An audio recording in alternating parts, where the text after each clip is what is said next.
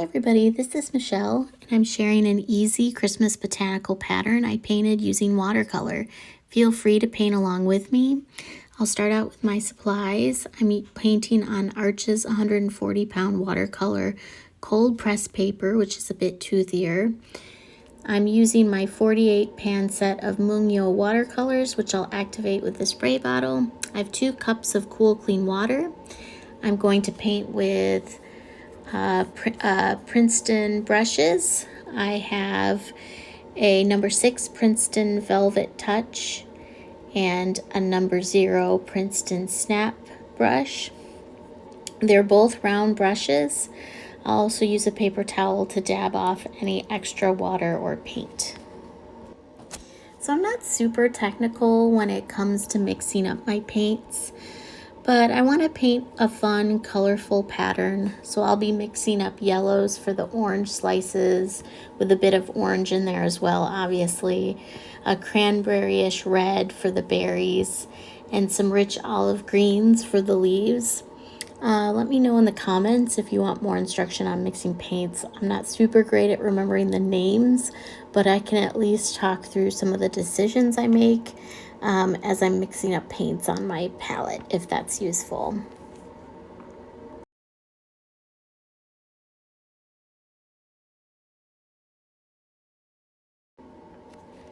Okay, so I sketched out a pattern in like light pencil before I put any paint to paper. I'm starting with my oranges, so I can start working on those orange slices. I love the look of those baked oranges at Christmas time, and I think fruit is just really fun to paint anyway.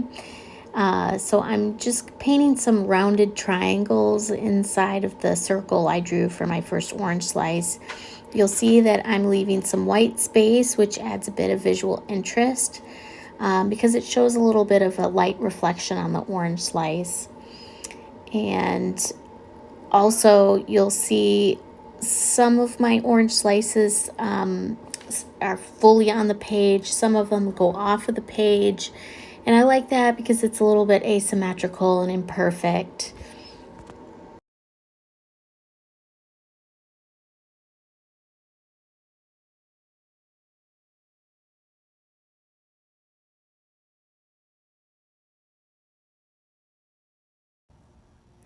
All right, and you'll see I'll kind of continue to finish this slice and just trying to evenly distribute the triangles inside of this orange slice so it looks natural.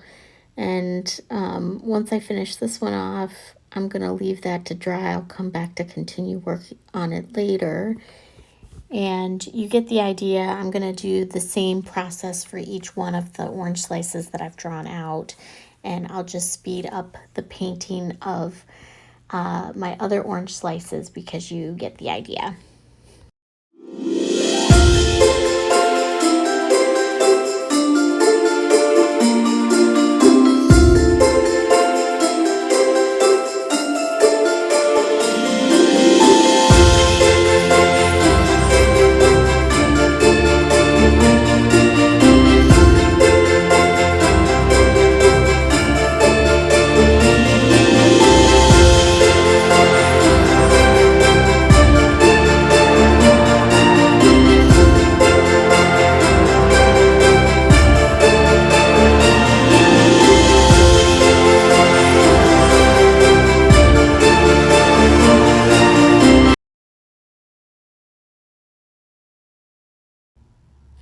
Okay, next up I'm going to take my cranberry-ish red and paint some of the holly berries.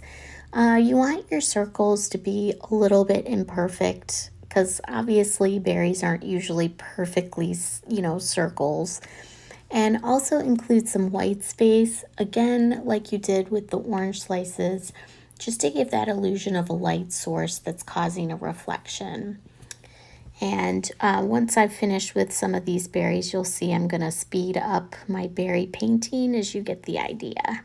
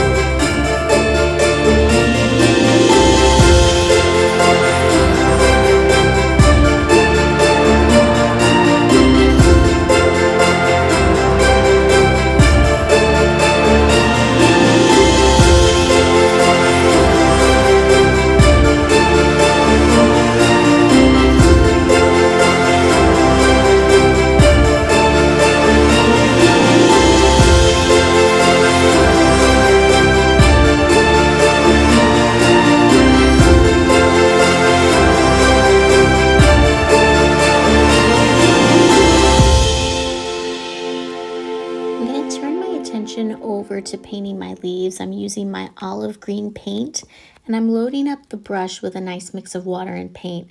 And then I start with light pressure for the tip, and then I use heavy pressure so the belly of the brush is moving across the paper. And then I finish it off with a light pressure again. It's just a great way to make a leaf with just a couple swipes of the brush. I like to leave a bit of white space in the center just for visual interest. And then from there, I usually paint the stems in. But painting leaves is a really great way to practice your brush work and learn how the brush and the paper interact depending on the amount of pressure that you're putting on the brush, as well as the amount of paint and water ratio you have as well. So it's just a really good way to practice and get more familiar with watercolor. So now I'm going to circle back on those orange slices, and I'm going to get a thicker consistency of orange paint because you've probably already observed the skin of an orange is darker than the sort of like inside of the orange. And I add a little bit of brownish into that orange color and just drop it into the orange's skin because it's, it's been baked, so there's going to be a little bit of like browning here and there. And the last thing you'll see me do with these oranges is take a really light, watery consistency of orange. So I really filled up my brush with water, and I'm going to paint around the inside of the orange slice. Otherwise it's going to end up being too white and it won't look very natural.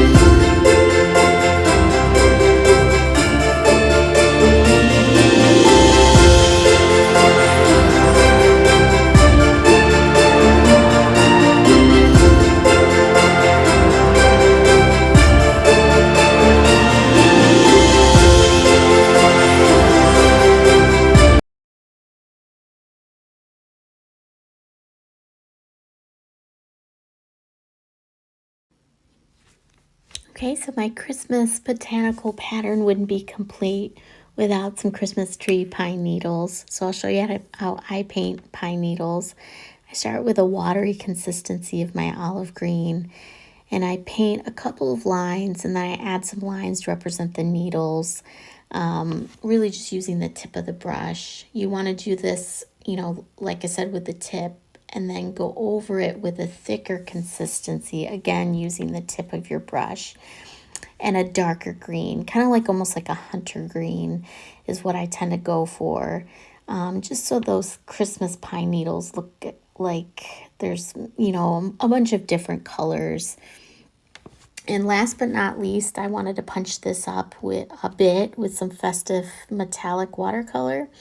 I have this set of metallics that I bought years ago, and I painted some little gold dots all around my pattern to add a bit of fun. And you can see I just kind of did it wherever I thought there was some blank space.